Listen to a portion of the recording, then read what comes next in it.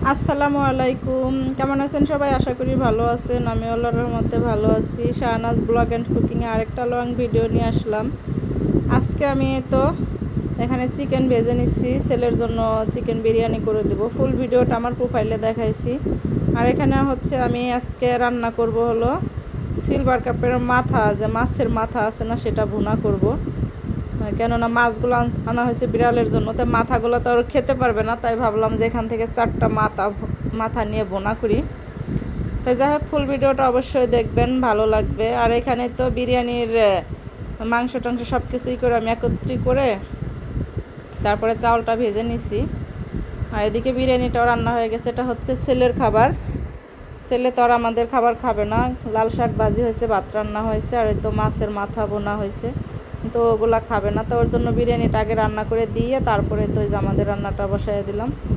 এখানে আমি 4টা মাথা নিয়েছি আর 5-6টা মাথা রেখে দিছি, কেননা যেহেতু বিরিয়ানি হয়েছে শুধু ছেলে খাবে না, ছেলের মাও খাবে। তাই ছেলের বাবা আর কত মাথাই খাবে, তাই 4টা নিলাম, বেশি নিলাম না। আর গ্রাম অঞ্চলে এই ধরনের সিলভার কাপ, এই যে সাদা সাদা যে সিলভার কাপগুলো, আগে এই ধরনের মাছ ভালোই লাগতো, আমার কাছে মজাই লাগতো। তো বিশেষ করে মাথাগুলো ভালো লাগতো মাছের থেকে। তাই যাই হোক, আমি মাছগুলো সব উল্টে পাল্টে ভালো করে একটু মুসমুসে করে ভেজে নেব, যেহেতু আমি একটু ভুনা করব। আর ভাঙলেও সমস্যা নাই, কেননা যাতে ভিতরে মশলাটা ঢুকে আরও ভালো হবে। তা আমি এদিকে পাটায় আবার মশলাও বেটে নিছি মাছ ভাজতে ভাজতে বিরিয়ানি রান্না করার সময়।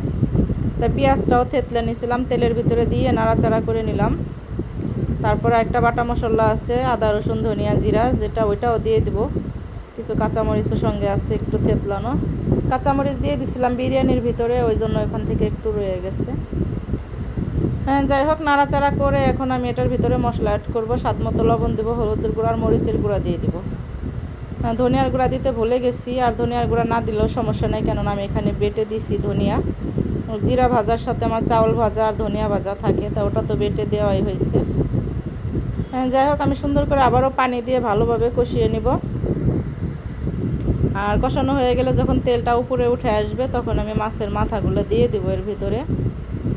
তো মাথাগুলো দিয়ে সুন্দর করে নাড়াচাড়া করে নেব। আর মাছের মাথা যদি একটু ঝাল ঝাল হয়, খেতে কিন্তু ভালোই লাগে। এই জন্য একটু মরিচের গুঁড়াটা বেশি করেই দিছি, যাতে একটু ঝাল ঝাল হয়। আর একটু ভালো করে নাড়াচাড়া করছি, কেননা ভেঙে গেলে ওই যে বললাম ভিতরে মশলা ঢুকবে।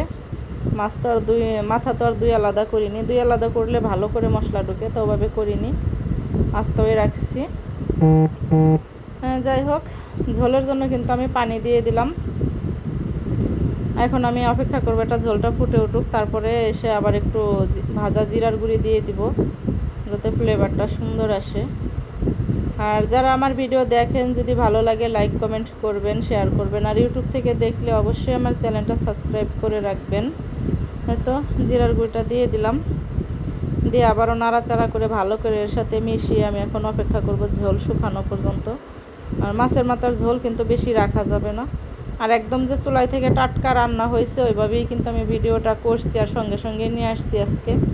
মানে যে আমার রান্নাটা অনেক দেরি হয়ে গেছে, সারাদিন আজকে মাছ কাটা, ছেলের আলাদা রান্না করা, আবার শাক নিয়ে আসছে 2 রকমের।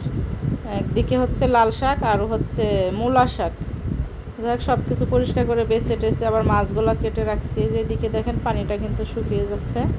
এখন কিন্তু চুলাটা বন্ধ করে দিলেই হবে, কেননা নিচে কিন্তু পানি নেই। চুলা বন্ধ করে দিলে এইটুকু ঝোলও কিন্তু থাকবে না। যাই হোক, ভিডিওটা ভালো লাগলে দেখবেন সবাই, আর লাস্ট পর্যন্ত